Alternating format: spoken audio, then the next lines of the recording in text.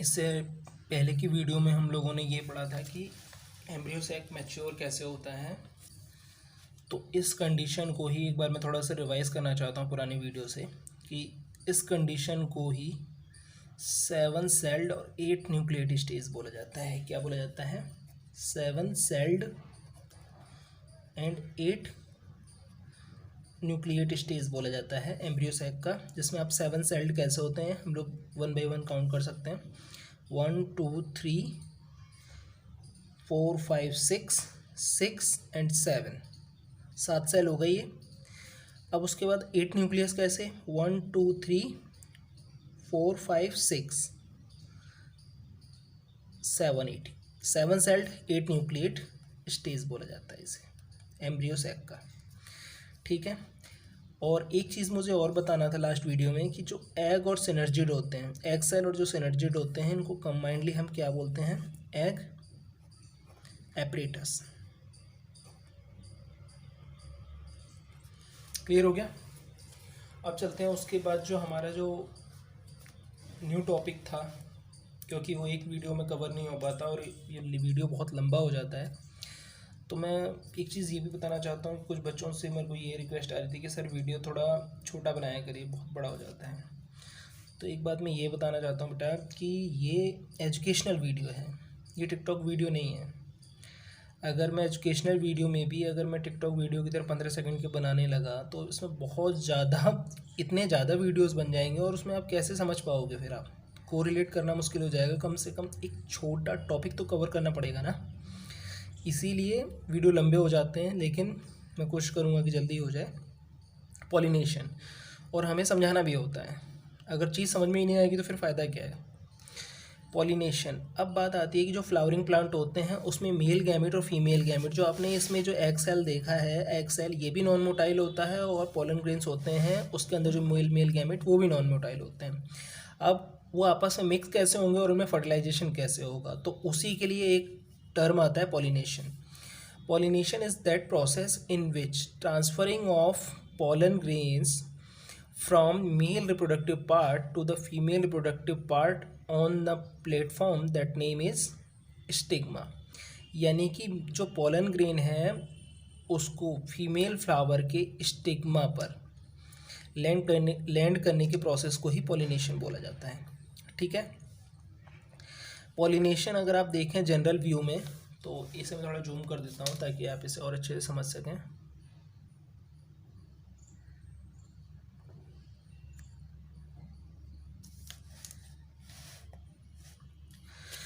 Pollination को अगर आप बेसिकली देखेंगे तो ये 2 तरह के होते हैं, self pollination and cross pollination. Self pollination के भी 2 सब टाइप हो सकते हैं, ऑटोगैमी एंड जिटोनोगैमी। इसको मैं अभी आगे और एक्सप्लेन करूँगा डीप में।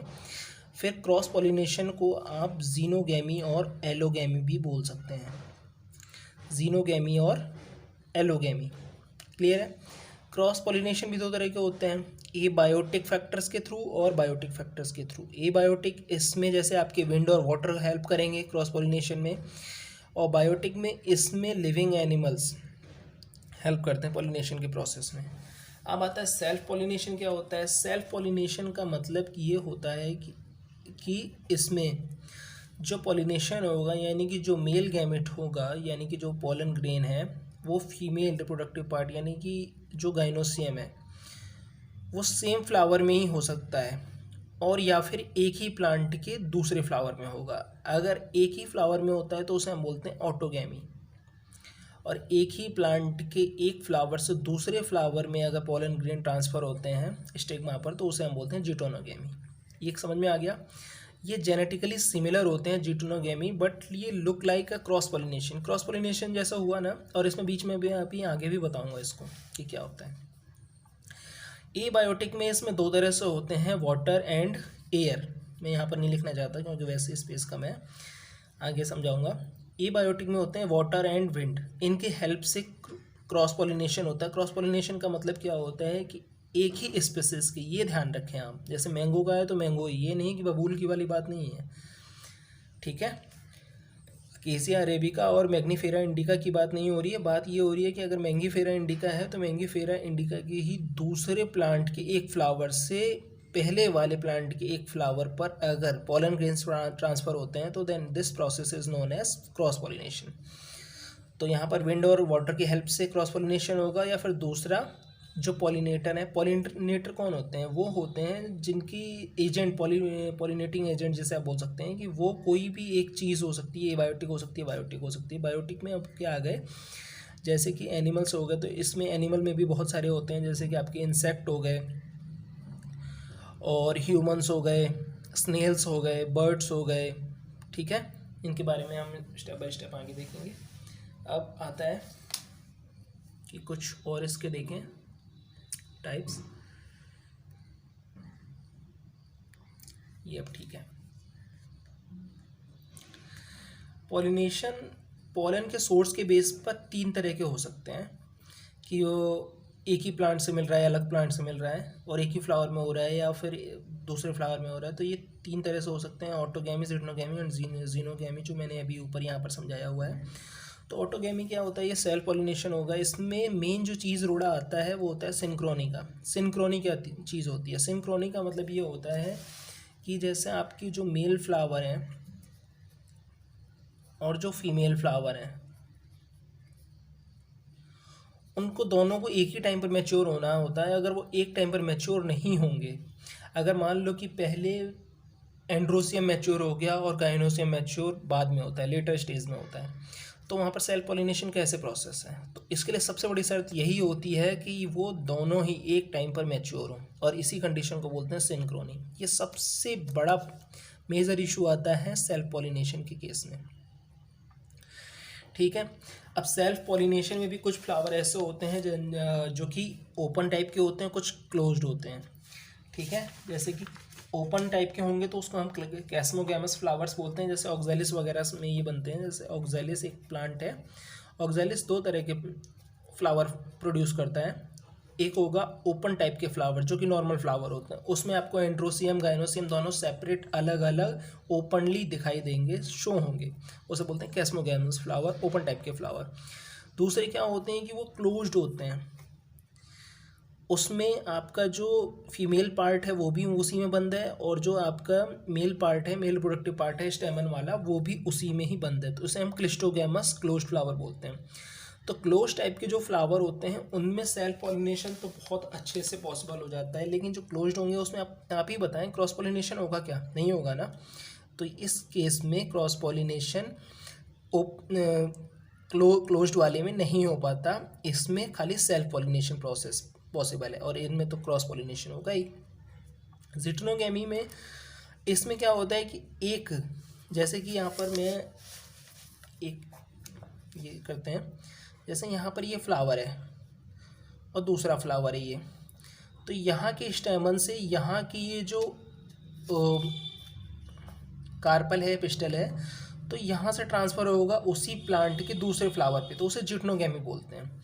ये देखने में तो ये क्रॉस पॉलिनेशन जैसा लगता है, और हो भी क्यों ना, क्योंकि यहाँ पर बिना किसी हेल्प से तो जा नहीं पाएगा, किसी न किसी तरह से तो हमें चाहिए ही होगा ना, हमें पॉलिनेटिंग एजेंट चाहिए होंगे ताकि वो इधर से लेके पॉलन ग्रेन्स को उधर तक ट्रांसफ़र करवा पाए।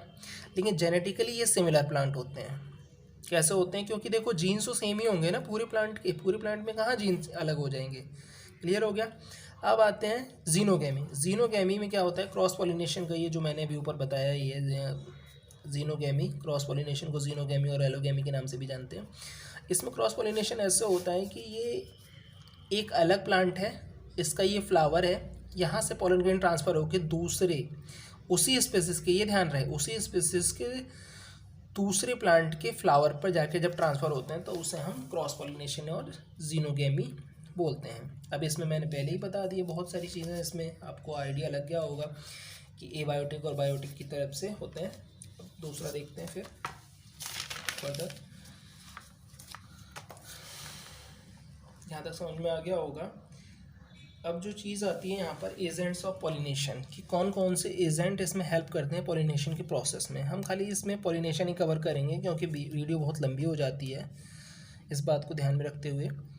तो एबायोटिक और बायोटिक फैक्टर्स। एबायोटिक में मैंने बताया कि ये जो विंड एंड वाटर, इनकी हेल्प से पॉलिनेशन होगा, यानी कि इनकी हेल्प से पॉलन ग्रेन ट्रांसफ़र होंगे बिकॉज ये तो नॉन मोटाइल होते हैं ना, ये खुद से मूव कर नहीं सकते, इन्हें किसी न किसी एक्सटर्नल मीडियम की ज़रूरत पड़ती है जिसकी हेल्प से ये वहाँ पर ट्रांसफ़र होकर फिर फीमेल रिप्रोडक्टिव पार्ट तक पहुँच सकें, स्टिग्मा तक।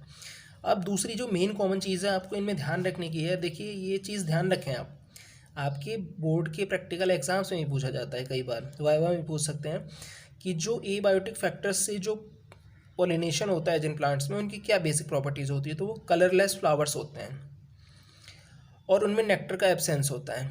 अब मैं यहाँ पर बता दूँ क्यों। जब यहाँ पर कोई एनिमल आएगा ही नहीं, कोई इंसेक्ट, कोई भंवरा या बी वगैरह, जब वो आएंगे ही नहीं पॉलिनेशन के लिए, तो इन्हें किसी तरह की अट्रैक्शन की ज़रूरत नहीं होती। और कभी भी ये जो जितने भी एनिमो क्या कहते हैं जूफिली होते हैं, जूफिली यानी कि जो किसी दूसरे इंसेक्ट या किसी एनिमल्स के थ्रू जो पॉलिनेशन करवाते हैं, उनमें बेसिकली खास बात क्या होती है कि बहुत ज़्यादा कलरफुल होते हैं। लेकिन ये जब इनमें इन एनिमल्स की रिक्वायरमेंट ही नहीं है पॉलिनेशन के लिए, तो वो कलरफुल क्यों होंगे। इसीलिए ये इस तरह के प्लांट जो होते हैं एबायोटिक फैक्टर्स वाले जिनसे पॉलिनेशन होता है, जिनमें वो कलरलेस फ्लावर्स होते हैं, जनरली वाइट कलर के हो सकते हैं या जिस तरह से फेडेड कलर हो गया, लेकिन कलरफुल नहीं होते हैं मेन चीज़। और इनमें नेक्टर का एब्सेंस होता है, यानी कि नेक्टर की भी ज़रूरत नहीं है। क्लियर हो गया। तो अब हम देखते हैं विंड पॉलिनेशन, और इसको दूसरी तरह से हम क्या बोल सकते हैं, एनिमोफिली। एनिमोफिली वो प्रोसेस है जिसमें विंड पॉलिनेशन के थ्रू पॉलन ग्रेन्स ट्रांसफ़र होते हैं मेल पार्ट से फीमेल पार्ट के स्टिग्मा तक। तो इसमें पॉलन ग्रेन की प्रॉपर्टी आप ये भी ध्यान रखें, ये आपके बोर्ड के प्रैक्टिकल्स में भी हैं। पॉलन ग्रेन किस तरह के होते हैं, ये लाइट वेटेड होते हैं। अगर ये भारी होंगे, मान लो 1-2 किलो के, 4 किलो के, 10 किलो के होंगे, तो कैसे उड़ेंगे फिर हवा में। इसके लिए ज़रूरी है कि बहुत ज़्यादा लाइट वेट हों, नॉन स्टिकी हों, यानी कि एक दूसरे से किसी से चिपके नहीं। अगर मान लो किसी सरफेस पे चिपक गए तो फिर ये उड़ेंगे क्या। ये इसीलिए डस्ट जैसे होते हैं, धूल जैसे, ताकि उड़ के एक जगह से दूसरी जगह तक जा सकें। इनका जो स्टिग्मा होगा लार्ज फेदरी होता है, यानी कि वो अगर उसमें रोए रोए जैसे और बड़े अगर वो नहीं होंगे तो उनको कैप्चर कैसे करेंगे। मान लो यहाँ से सपोजेट यहाँ पर एक प्लांट है और यहाँ पर एक प्लांट है, यहाँ पर आपका स्टेमन है और ये एंथर और ये फिलामेंट इस फ्लावर के। अब यहाँ से हवा चली तो ये जो डस्ट पार्टिकल हैं, यानी कि जो पॉलन ग्रेन्स हैं, उड़े और यहाँ पर ये स्टिग्मा दूसरे प्लांट का यहाँ पर इन्हें आना है। तो अगर ये डस्ट ये छोटे छोटे साइज़ में और इस तरह से नहीं होंगे और नॉन स्टिकी नहीं होंगे, तो ये उड़ेंगे कैसे, कहीं भी चिपक जाएंगे सरफेस पे। इसलिए ज़रूरी है कि ये लाइट वेट हों, नॉन स्टिकी हों। और दूसरा क्या होता है, इनके जो फीमेल पार्ट में ये होता है कि ये फैदरी होते हैं, ये रोए रोए जैसे होंगे, स्टिकी, ताकि ये दूसरे जो हवा में जो उड़ रहे हैं पॉलन ग्रेन्स, ताकि उनको वो ट्रैप कर सकें और कैप्चर करके बाद में उस पॉलिनेशन प्रोसेस को सक्सेसफुल बना सकें। ये ठीक है। ये इसमें जो मेनली जो प्लांट्स में देखने को मिलता है वो कौन कौन से होते हैं, जैसे आपकी जो मक्का होता है ना, कॉर्न कॉब में, उसमें, और ग्रासेस में, ग्रास में और कॉर्न में ये देखने को मिलता है। आप एनसीईआरटी में एक वर्ड पढ़ेंगे, टेसल। टेसल क्या चीज़ होता है, ये टेसल ये पॉलेंस ही हैं, ये पॉलन ग्रेन है जो कि इनके कॉर्न कॉब से वहाँ से रिलीज़ होते हैं, मेल गैमेट जैसे आप बोल सकते हैं, ताकि वो हवा जब चले, तेज़ हवा चलने पर वो वहाँ से उड़ें और फिर उसके फीमेल फ्लावर पे जाके फिर वहाँ पर उसे पॉलिनेट कर सकें। तो एनिमोफिली समझ में आ गया होगा एबायोटिक फैक्टर्स का। अब दूसरा आता है हाइड्रोफिली। हाइड्रोफिली यानी कि वाटर पॉलिनेशन। जिन प्लांट्स में वाटर के हेल्प से पॉलिनेशन होता है तो वहाँ पर होता है हाइड्रोफिली और वाटर पॉलिनेशन। ये बेसिकली किस में कॉमन होते हैं, ये मोनोकोटिलिडनस प्लांट में होते हैं। मोनोकोटिलिडनस और डाइकोटिलिडनस प्लांट आप 11th क्लास में पढ़ चुके हैं अच्छे से, नहीं भी है तो मैं बता देता हूँ एक बार कि मोनोकोटिलिडन वो होते हैं जिसमें कि एक सिंगल कोटिलिडन होता है, ये यानी कि लोअर टाइप के प्लांट होते हैं, इनमें ज़्यादा एडवांसमेंट नहीं होती है। और डाइकोटिलिडन में 2 कोटिलिडन होंगे और वो इनके कंपैरिजन में डेवलप्ड प्लांट होते हैं, एडवांस प्लांट होते हैं। ये मोनोकोटिलिडनस में वाटर पॉलिनेशन टाइप बहुत ज़्यादा ही कॉमन है, लेकिन ये ज़्यादा केसेस में नहीं दिखता पॉलिनेशन के में, कुछ में ही है, जैसे कि एल्गी, ब्रायोफाइट एंड टेरिडोफाइट्स। और ये तो इनकी तो बेसिक रिक्वायरमेंट है वाटर की। आपने पढ़ा होगा कि अगर पानी ना हो तो इनमें, पानी के बिना इन्हें पॉलिनेशन प्रोसेस पॉसिबल ही नहीं है, क्योंकि water medium is required for the pollination and transferring of the gametes from one location to another location, लेकिन ये बड़ा ही रिस्की होता है।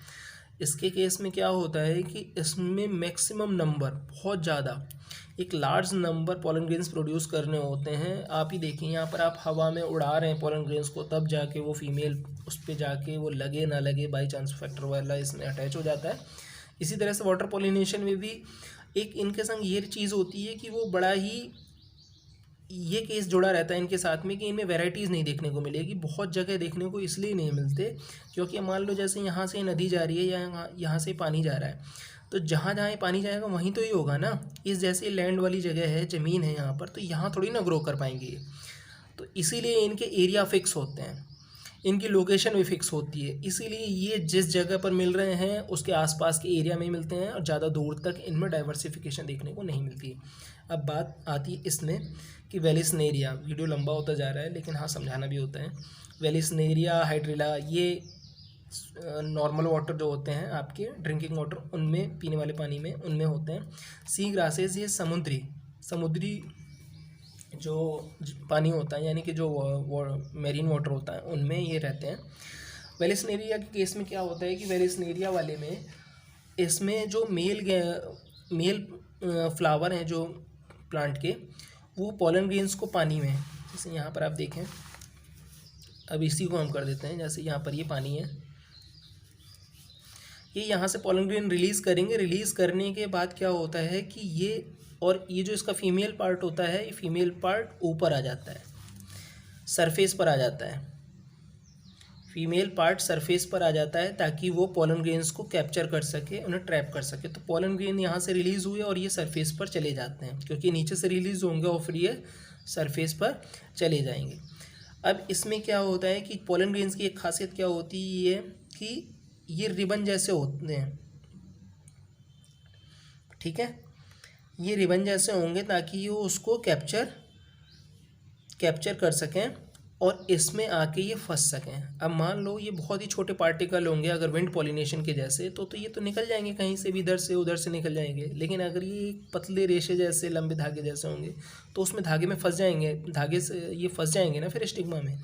इसीलिए ये रिबन जैसे यहाँ पर मैंने लिखा भी है उसके लिए कि pollen grain long ribbon like, ये इनकी एक प्रॉपर्टी होती है, ठीक है। किसमें? Water pollination. जो वाटर पॉलिनेशन होता है, वाटर पॉलिनेशन किस तरह के पोलन ग्रेन मिलेंगे, एक लंबे धागे जैसे होते हैं ताकि वो स्टिग्मा पे जाके वहाँ पे ट्रैप कर सकें, वहाँ पर उसको वो पॉलिनेट कर सकें। तो वेलिस्नेरिया, हाइड्रिला, इनमें किस तरह से होता है। वेलिस्नेरिया का मैंने एग्जांपल बताया कि ये क्या करते हैं कि जो फीमेल पार्ट है वो ऊपर चला जाता है सरफेस पे, वाटर के सरफेस पे, और पोलन ग्रेन्स नीचे से रिलीज़ होने के बाद सरफेस से जाकर फिर वहाँ पर वो उसे पॉलिनेट कर लेते हैं, ठीक है। अब आता है दूसरा बायोटिक पॉलिनेशन। बायोटिक पॉलिनेशन को हम जूफिली भी बोलते हैं। इसमें जो बेसिक प्रॉपर्टी क्या होती है कि फ्लावर लार्ज होते हैं, जो मैंने पहले बताया था कि जो एबायोटिक वाले जो पॉलिनेशन करते हैं एजेंट, उनके कलर लेस होते हैं। लेकिन यहाँ पर जस्ट क्या अपोजिट होगा, कलरफुल होंगे, ये फ्रेगरेंट होंगे, यानी कि इनमें खुशबू या किसी तरह का स्मेल आती है। और दूसरा ये नेक्टर फुल होते हैं, यानी कि इसमें नेक्टर्स मिलेगा, प्रेजेंट होगा in comparison to abiotic agent से जो पॉलिनेशन होता है उनके कंपैरिजन में। अब इसमें कुछ जो मैंने बताया एनिमल्स में तो देखिए आप सब चीज़ें आती हैं, जैसे बैट हो गए, इंसेक्ट हो गए, बर्ड्स हो गए, स्नेल हो गया।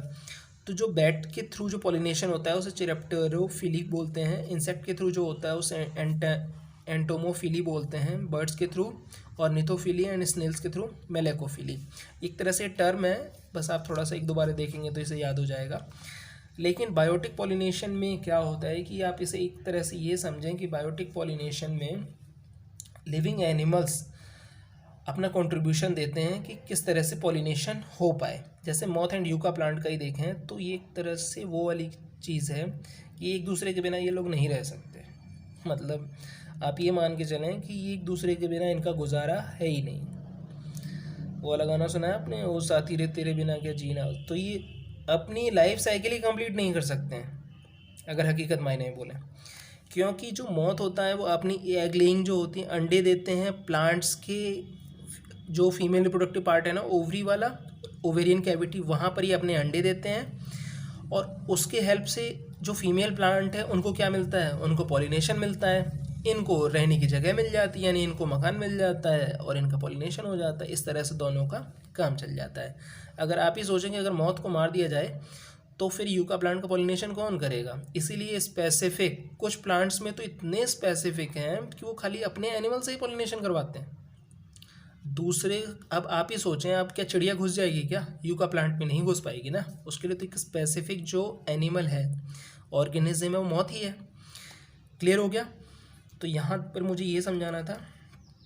अब दूसरा जो इसमें एक टर्म आता है कि पोलन नेक्टर रॉबर्स, कुछ तो आपने ऐसे भी सुने होंगे ऐशान फरामोश टाइप में।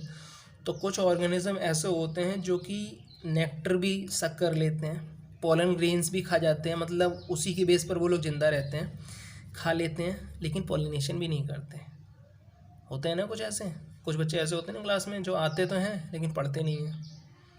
तो छोड़ो, ये तो मजाक की बात थी, लेकिन मैं ये बोलना चाह रहा था कि पोलन और नेक्टर रॉबर्ट्स का जो टर्म होता है वो इसलिए यूज़ होता है, जैसे कि आपके जो वास्प हो गए, ततैया जैसे बोलते हैं आप, आंट्स, बम्बल बीज, और कुछ ऐसी बर्ड्स होती हैं, निडल बर्ड्स जो होती हैं, कि उसमें वो अपने जो बीक होती है उसको उसमें घुसा के प्लांट के उसमें वो नेक्टर तो सक कर लेते हैं, लेकिन उसका वो पॉलिनेशन नहीं करते हैं। क्लियर हो गया।